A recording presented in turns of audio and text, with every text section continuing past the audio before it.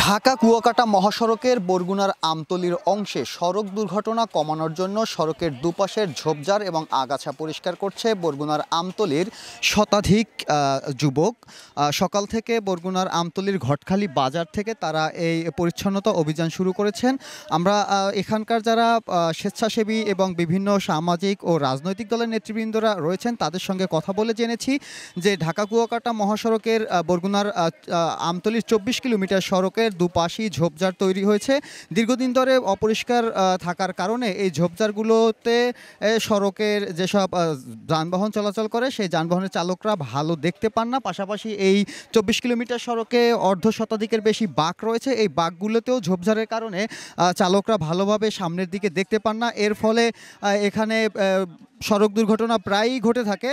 তো এই সড়ক দুর্ঘটনা কমানোর জন্য মূলত তারা এই উদ্যোগটা নিয়েছেন। আমরা এখানে একজনের সঙ্গে কথা বলেছিলাম, মোমেন আকন নামে, তিনি যুবদল নেতা। তিনি এই উদ্যোগটি নিয়েছেন এবং তার উদ্যোগে সাড়া দিয়ে বিভিন্ন রাজনৈতিক, সামাজিক এবং স্বেচ্ছাসেবী সংগঠনের সদস্যরা এই কাজটি শুরু করেছেন। আমরা আমতলী থানা পুলিশের সঙ্গে কথা বলেছিলাম। তাদের তথ্য অনুযায়ী গত ২.৫ বছরে বরগুনার আমতলীর অংশে ৭০টির বেশি দুর্ঘটনা ঘটেছে। এর মধ্যে ৪১ জনের প্রাণহানি ঘটেছে।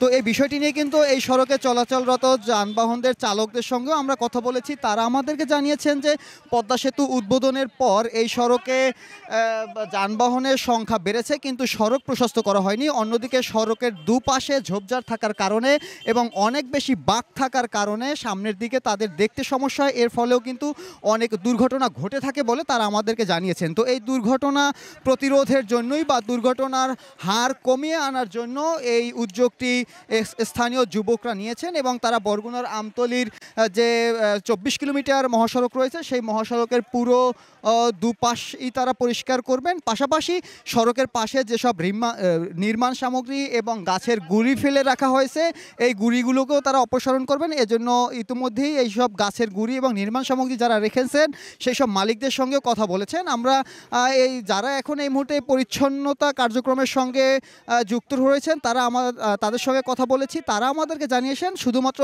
সামাজিক দায়বদ্ধতার কারণেই তারা এই কাজটি করছেন। মূলত যেহেতু সড়কে প্রতিনিয়ত দুর্ঘটনা ঘটছে এবং অনেক প্রাণহানির ঘটনা ঘটছে, অনেকে পঙ্গুত্ব বরণ করছেন, অনেকে আহত হচ্ছেন, অনেকে স্বজন হারাচ্ছেন, অনেকের ক্ষেত্রে এমন হয়েছে যে পরিবারের একমাত্র উপার্জনক্ষম ব্যক্তিকেও তারা হারিয়েছেন। তো সেই ক্ষেত্রে এই সামাজিক দায়বদ্ধতার জায়গা থেকেই মূলত তারা এই কাজটি করছেন এবং তারা আমাদেরকে জানিয়েছেন যে এই আজ থেকে এই কাজটি শুরু করেছেন তারা এবং যতদিন পর্যন্ত এই ২৪ কিলোমিটার পথের দুই পাশে পরিষ্কার করতে যতদিন লাগে তারা ঠিক ততদিনই এই কাজটি করবেন বলে আমাদেরকে জানিয়েছেন এবং তারা এই কাজটিতে স্থানীয়দের যারা রয়েছেন তাদেরকে যোগদান করারও আহ্বান জানিয়েছেন। পাশাপাশি অন্যান্য জায়গায় যেসব জায়গাগুলোতে এইরকম ঝোপঝাড় রয়েছে সেই ঝোপঝাড় পরিষ্কার করতেও সেই সব এলাকার যুবকদের এগিয়ে আসার আহ্বান জানিয়েছেন। তো এই ছিল ঢাকা কুয়াকাটা মহাসড়কের বরগুনার আমতলীর অংশের সড়কের দুই পাশের ঝোপঝাড় পরিষ্কার করার সবশেষ।